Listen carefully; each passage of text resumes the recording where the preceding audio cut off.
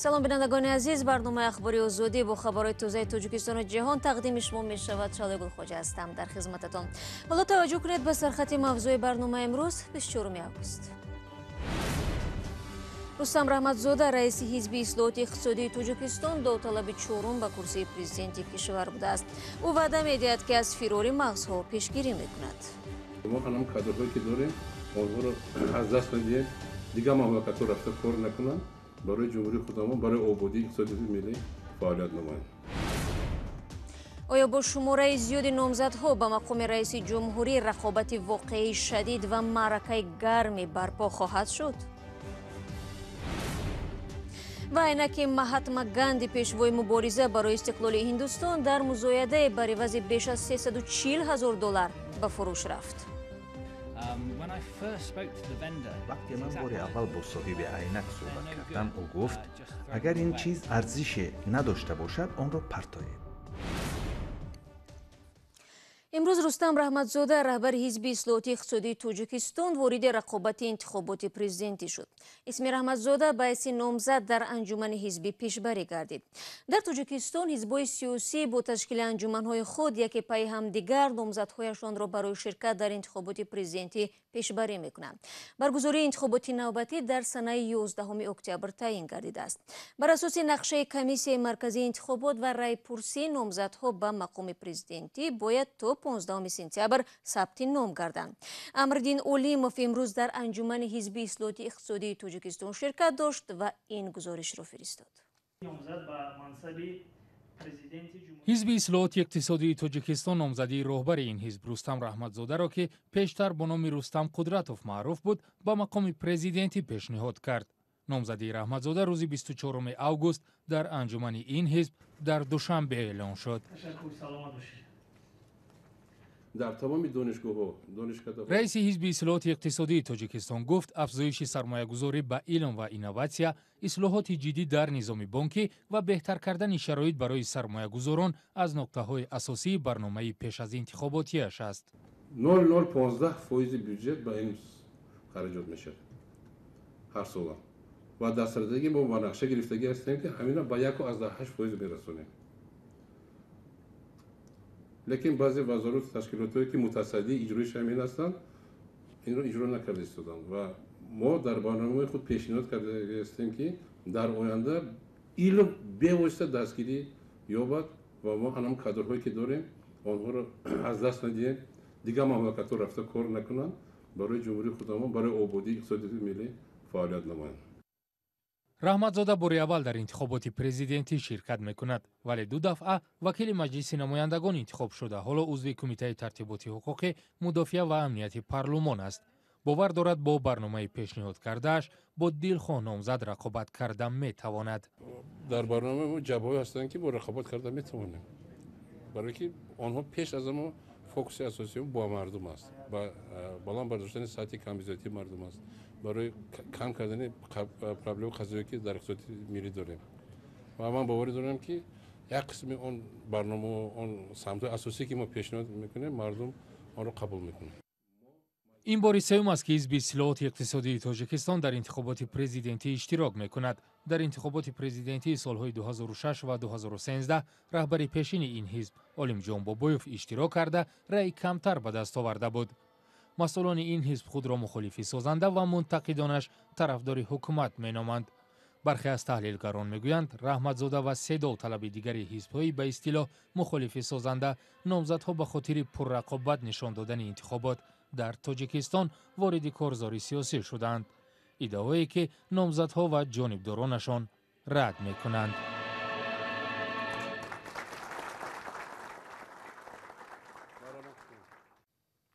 гузориши Амриддин Олимов буд. ба ҳамин тартиб аз 7 ҳизби сиёсӣ расман сабти ном шуда дар Тоҷикистон то имрӯз 4 таи он исми номзадҳояшонро барои ширкат дар интихоботи қарибулвуқӯи президентӣ эълон карданд. ҷоиз ба таъкид аст ки аз ин миён 2 нафарашон Саидҷафар Усмонзода ва Абдуҳалим Ғаффоров аллакай таҷрибаи рақобат барои соҳиб шудан ба курсии президентиро доранд.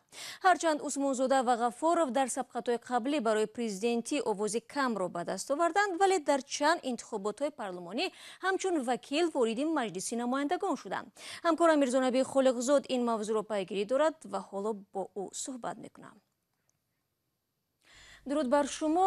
оё метавон гуфт ки бо ин номзадҳои аксаран такрорӣ ташаккур шалоҷон, бисёр савол ҷолиб. дирӯз бар иловаи раҳматзода ҳизби демократии тоҷикистон раиси худ саид ҷаъфар усмонзодаро ҳамчун номзад аз ҳизб пешниҳод кард ки ҳамвора барои пуштибонӣ аз ҳукумати кунунӣ интиқод мешавад.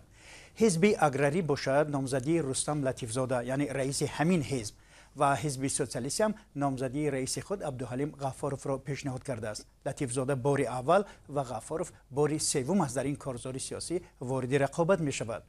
агар барномаи латифзода таъмини амнияти давлатӣ, таҳкими марзҳо ва беҳбудии сатҳи зиндагии шаҳрвандон бошад, аз ғаффоров ки ваъда додааст дар душанбе метро месозад. аммо вақте ғаффоров барномаашро дар ҳузури журналистҳо муаррифӣ мекард, пушти сараш акси калони эмомалӣ раҳмон овезон буд. таҳлилгарон мегӯянд дар тоҷикистон ҳамаи он нафароне ки имрӯз кӯшиш мекунанд ба корзори интихобот ворид шаванд, ба хотири пур кардани фазои интихоботӣ ворид мешаванд. ба қавли онҳо аксари ҳизбҳои сиёсии кишвар кисагӣ ҳастанд ва ҳангоми маъракаҳои пеш аз интихоботӣ ҳеҷ таблиғоти ҷиддиеро ба роҳ нахоҳанд монд. хуб, раҳбари ҳизби социал-демократии тоҷикистон раҳматилло зоиров мегӯяд пайравонаш талаб доранд ки ҳизб дар интихобот номзад пешбарӣ накунад. чаро? бибинед, ин ҳизб ҳанӯз баргузории анҷумани худро эълон накардааст, вале ба гуфтаи зоиров ду бахши вилоятӣ 15 созмони шаҳриву ноҳиявии ҳамин ҳизб гуфтанд ки ҳизб набояд дар ҳамин интихобот иштирок кунад ва созмонҳои дигари ҳизбӣ талаб карданд ки интихобот ғайриқонунӣ ва бойкот шавад. зеро зоиров рӯзи 21 август дар саҳифаи расмияш дар фейсбук навишт ки 10 созмони ҳизбаш аз эҳтимоли пешбарии номзадии рустами имомалӣ, писари бузурги президент имомалӣ раҳмон, ба мақоми президентӣ нигаронӣ кард ва гуфтанд агар номзадии ӯ пешниҳод шавад, эҳтимол дар кишвар ҷанги шармандӣ сар занад. вале зоиров далел ва ё сабаби ин навиштаашро наовардааст. чаро ва барои чӣ?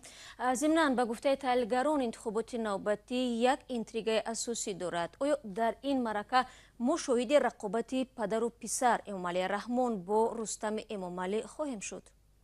бибинед, ҳизби халқи демократии тоҷикистон ки эмомалӣ раҳмон ва писараш узви ҳамин ҳизб ҳастанд, то кунун номзадии худро барои ширкат дар интихоботи дар пеши сода маълум накарданд. ин ҳизб ва ҷонибдоронаш ҳанӯз ба изҳороти раҳбари ҳизби социал-демократӣ вокуниш нишон надоданд, чунки зоиров дар изҳороташ навиштааст ки бархе аз аъзои ҳукумат, махсусан насли калонсоли дастгоҳи ҳукуматӣ низ ба номзад шудани рустами эмомалӣ чандон розӣ нестанд. рустами эмомалӣ 33 сола шаҳрдори душанбе ва раиси маҷлиси миллии тоҷикистон аст ки расман нафари дуввум дар ҷумҳурӣ ба шумор меравад. як тамоиле ба назар мерасад ки эҳтимол вай ҷойгузини падараш шавад. аммо аксари таҳлилгарон мегӯянд ки дар ин навбат ҳам эмомалӣ раҳмон вориди интихоботи президентӣ мешавад ва ҳамон силсила сафарҳои ахири ӯ ба навоҳии атрофи душанбе, бадахшону кӯлобу суғдро намуна меёранд ки як барномаи пеш аз интихоботиаш будааст. аммо бо ин вуҷуд мо мунтазири анҷумани ҳизб хоҳем монд ки дар авоили моҳи сентябр баргузор хоҳад шуд. ташаккур барои суҳбат. ҳоло як огаҳӣ пешниҳоди шумо бинандагони азиз мешавад ва баъди он дар бораи муҳокимаи қотили 51 мусулмон дар Зеландияи Нав ва айнаки таърихи ганди ки беш аз $300,000 нарх шудааст суҳбат мекунем.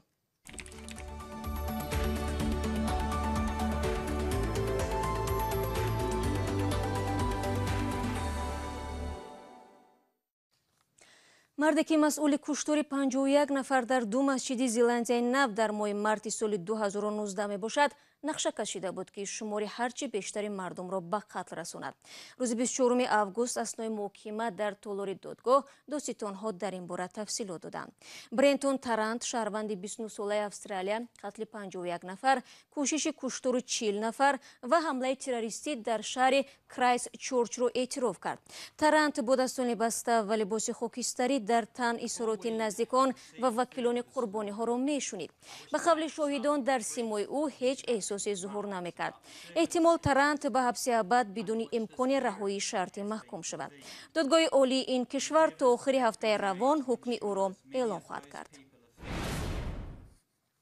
روز جمعه هفته گذشته یک عینک مهاتما گاندی قهرمان راه مبارزه برای استقلال هندوستان در مزایده بریتانیا به فروش رفت.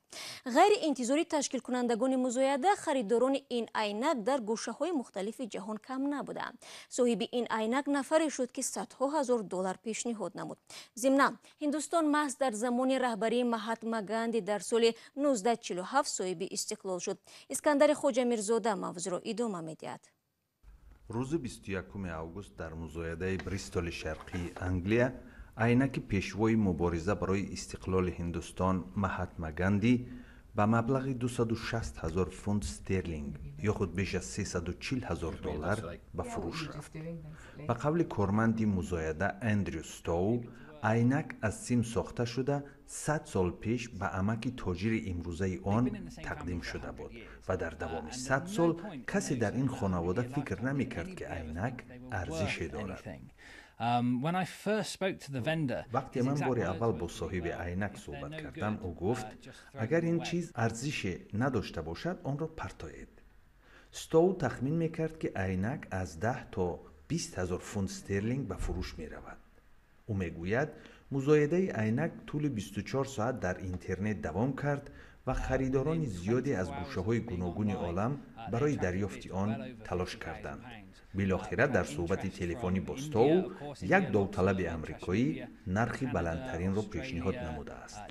ганди соли 1869 ба дунё омада дар давоми ҳаёташ аз идеяи муқовимати осоиштаи бидуни хушунат пуштибонӣ кардааст. маҳз ҳамин афкор дар муборизаи ҳиндустон барои соҳибистиқлолӣ нақши калидӣ дошт.